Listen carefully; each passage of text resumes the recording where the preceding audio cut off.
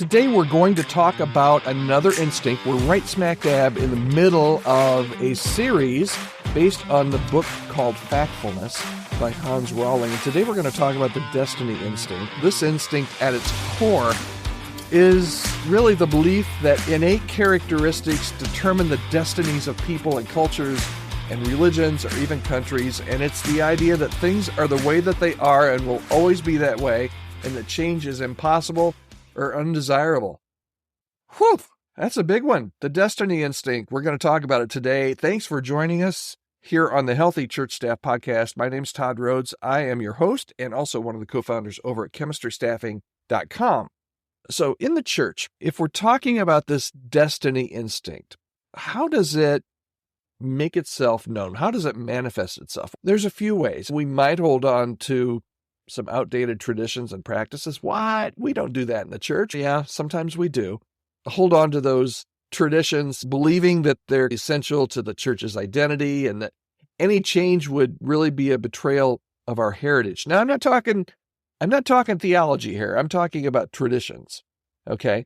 So we might resist maybe some new technologies, maybe some new approaches to ministry, all because we fear that they'll compromise the core message of the gospel. We might even make certain assumptions about certain communities or cultures, believing that they're incapable of change or growth. We might even think about our church like that as leaders, if you're there for a while and you get all the bucking at change, you might just get to the point where this destiny impact, boom, it kicks in and you're like, I don't know that this church is capable of change. I don't even know if it's capable of growth. The destiny instinct can really lead to stagnation. It can lead to resistance to the Holy Spirit. It can prevent us from adapting to new contexts and reaching new generations. Boy, this happens in a lot of churches where this destiny impact, the need to hold tight to those traditions and shun anything new, it can really foster a sense of exclusivity and judgment as we cling on to our own perceived destiny and look down on those who are different.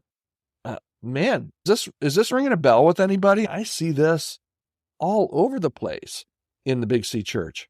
And yeah, it is an issue. So how do we overcome this? Todd, give me your answers. I don't know that I've got all the answers, but let me give you some ideas here.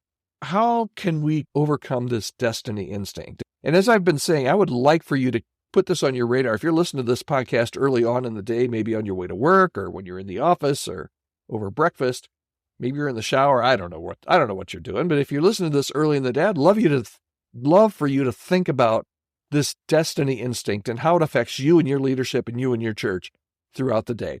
And one of the things that Hans Rosling mentions in the book is he reminds us that slow change, if you don't get anything else out of this today, listen to this, because it's vital for a lot of church leaders to hear today, I think. Slow change is still change.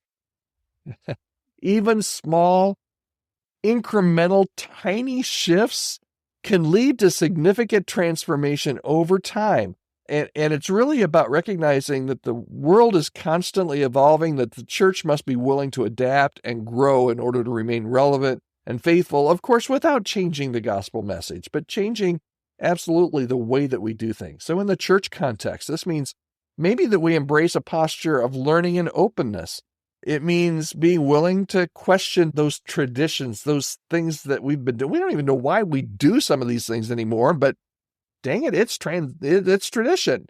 Maybe we need to explore some new approaches and engage with some different cultures and perspectives. Maybe it means recognizing that God is still speaking and he's still moving and he's still calling us to participate in the unfolding of his kingdom. Okay, here's the bottom line for today. The destiny instinct, if we're not careful, it can trap us in the past and prevent us from embracing the future that God has in store for us and for our church and for our ministry. And we need to be mindful of our tendency to resist change and instead cultivate a spirit of openness and adaptability. So here's what I would love to have you do today. Would you do this with me? Because I'm going to do it as well. First of all, examine your traditions. Are there any traditions, any practices that are hindering your church's growth or relevance? If at least write them down on a piece of paper. And then think about how could you embrace maybe some new approaches? Not stealing anybody's church or making small incremental changes that will change overall long-term trajectory. Be open to new technologies. Be open to different worship styles. Be open to different outreach strategies. And sometimes you just have to be willing to question your assumptions and challenge outdated beliefs and embrace new insights and really change, particularly with some of the traditions. Starts very small, and it starts with working with some team members, some key volunteers. But man, it's slow work, but it's necessary work. Remember, the church should not be a museum. It is a living organism. So let's embrace the dynamic nature of our faith and adapt to the changing world around us without being worldly, of course, without changing our theology. But let's trust in God's guidance as we journey together as a church, both Big C Church and the church where you serve, as we journey together into the future. I'd love to hear your feedback on this or any of these instincts or just anything you'd like to reach out. I'd love to be able to help you. If your church, I'm one of the co-founders at Chemistry Staffing, so we help churches, we help individuals connect and find each other. So if your church is looking for a new staff member, reach out to me. I'd love to have a conversation with you and see if there's any way I can help. If you're a candidate, absolutely go to the website, add your resume, and we'll take a look and see if we can't help you find God's next chapter for you in ministry. But you can reach out to me anytime. I read every email that comes in, podcast@chemistrystaffing.com. And I hope you'll subscribe if you haven't subscribed already. And join us tomorrow. Again, we're going to talk. I think we've got 3 more days left in this series on instincts. I think it's really good. I think it can be really helpful. So join us again tomorrow right here on the Healthy Church Staff Podcast. Have a great day.